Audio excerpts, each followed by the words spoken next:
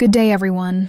This is your Millionario channel. At narito na ang latest showbiz chika. Shuvi Etrata hindi nakasali sa mga shows at event. Media endorses nag-back out na rin dahil sa pagiging DDS. Biglang napansin ng mga netizens na tila nawawala sa mga show at events ng ABS-CBN ang komedyante at content creator na si Shuvi Etrata, nakilala sa kanyang pagiging prangka at nakaaliw na personalidad sa telebisyon at online platforms. Ayon sa mga ulat at social media posts, wala umano si Shuvi sa mga huling proyekto at events ng network at may mga espekulasyong hindi siya iniimbita ng ABS-CBN. Ang dahilan? Ayon sa ilang sources, pinatatahimik daw siya ng network dahil sa pagiging kilalang Duterte supporter. Hindi ko kailangang magsalita para lang marinig kasi kahit anong gawin mo, may huhusga pa rin. Pero gusto kong ipaalala, may karapatan tayong lahat na manindigan. Kahit artista tayo, Shuvi. Dagdag pa rito, may mga ulat na ilang brand endorsers ang umatras ng kanilang kontrata kay Shuvi matapos masangkot ang pangalan niya sa isyung politikal. Naging mas mainit pa ang usapan nang mapansin ng mga netizens na sinundan ni Shuvi sa social media si Kitty Duterte, anak ng dating Pangulo, Rodrigo Duterte bago niya ito agad i-unfollow nang pumutok ang issue online. Ang issue kay Shuvi Etrata ay hindi lamang tungkol sa pagkawala niya sa mga palabas o events ng network. Ito ay refleksyon ng mas malawak na usapan tungkol sa kalayaan ng pananaw sa industriya ng entertainment.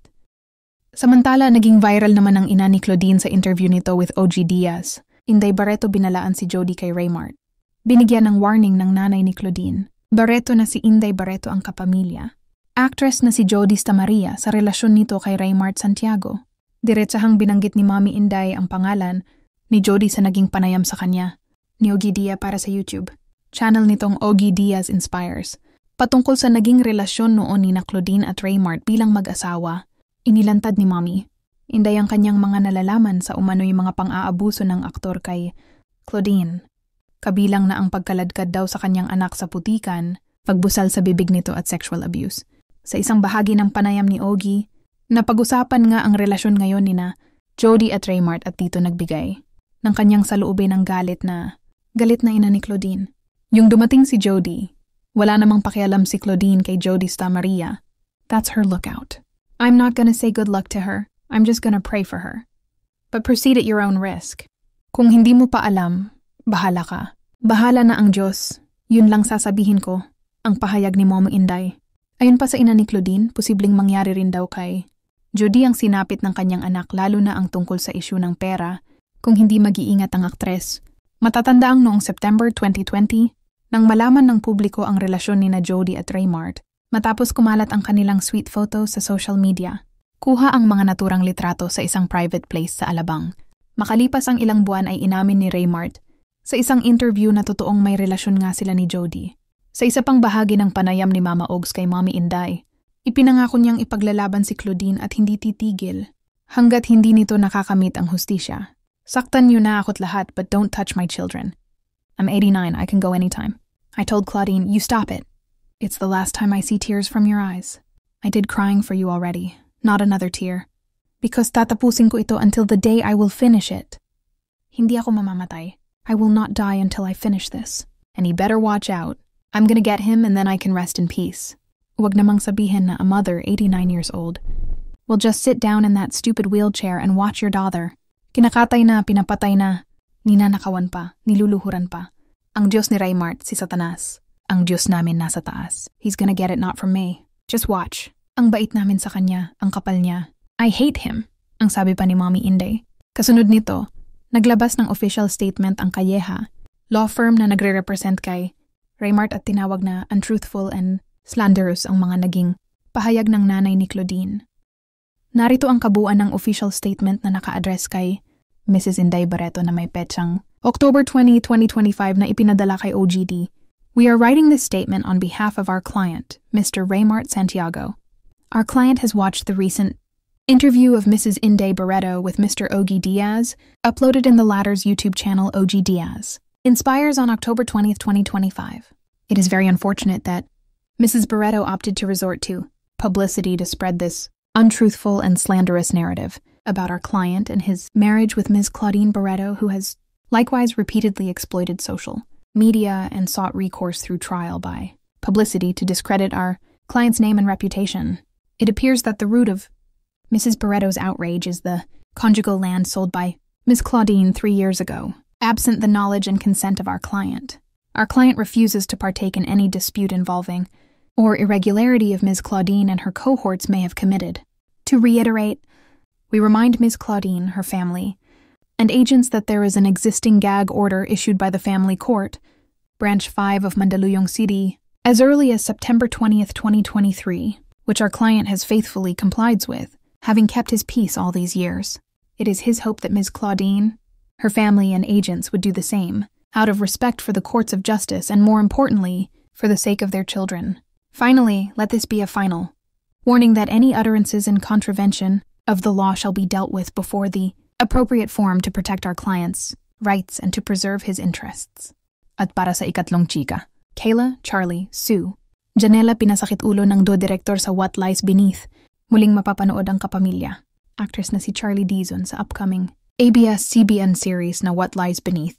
Makalipas ang mahigit 1 taon after ng kasal nila ni Carlo Aquino, pero nilinaw ni Charlie na may mga nagawa na rin siyang ibang projects bago ang What Lies Beneath na hindi pa lang daw na ipapalabas. Kuwento ng award-winning actress sa naganap na Grand Mediacon ng naturang thriller drama. Somehow ay nakarelate siya sa kanyang karakter bilang asawa ni Yves Flores sa kwento. Ito yung first time ko na yung character ko din as a wife. So yeah, nakaka-relate ako in terms of kung paano yung dynamics namin ni Eve. Medyo ganun din naman kami ni Carlo. And siguro, yun yung mga nagpadali dun. Kasi hindi ko ma-imagine kung paano ko siya gagawin kung hindi ko pa na-experience, diba? Chika ni Charlie. Dugtong pa niya. Tapos syempre, iba rin kasi hindi naman ako teacher sa tunay na buhay. Pero siguro nakaka-relate din ako na yung character kasi ni Beth may pagka-light.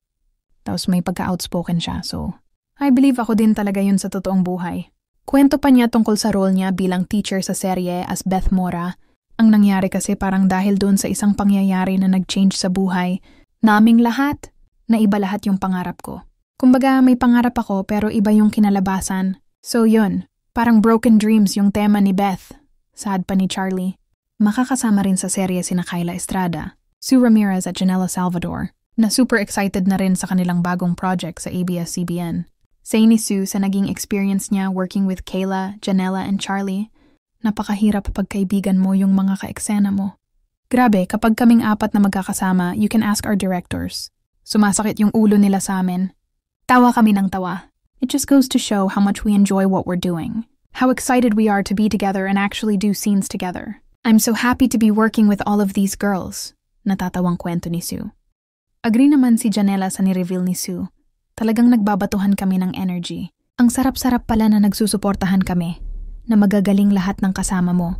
Nagpo-flow lang ng maganda yung emotions, yung energy. Ang sarap maka-eksena yung tatlong to kahit na mahirap. Aniya pa. Say ni Charlie, kapag mabibigat na eksena or yung mga eksenang walang dialogue, yung mga tinginan lang, dun kami hirap na hirap as in tawang-tawa kami lagi. As in si Kayla, may isang eksena kaming 3, parang magkakausap. Nakatalikod lang si Kayla pero napifeel niya yung energy na natatawa kaming lahat. Ganon. So siya rin tatawa na. Umiiwas na sa camera kasing tawang-tawa na kami. Yun ang mahirap pero din kapag umabot na kami sa mga mahihirap na eksena, pagod na kaming lahat, kami rin yung nagkakapit. Yun yung sobrang proud ako and kami yung naghihilaan. Kaya ko to te, kaya to ganyan, dagdag ni Charlie. Para naman kay Kayla.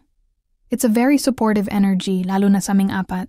I feel like makikita ng mga tao yung chemistry talaga namin 4. Maniniwala talaga sila na magkakabarkada kami or childhood, friends. Kami kasi parang ganun yung pakiramdam.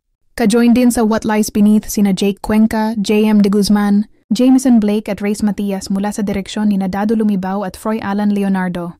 Mapapanood na ang What Lies Beneath sa Netflix simula October 17, October 18 sa iWant at October 20 sa Kapamilya Online Live, Kapamilya Channel A2Z at TV5. At yan ang latest showbiz chika for today's video. Stay tuned in Millionario channel.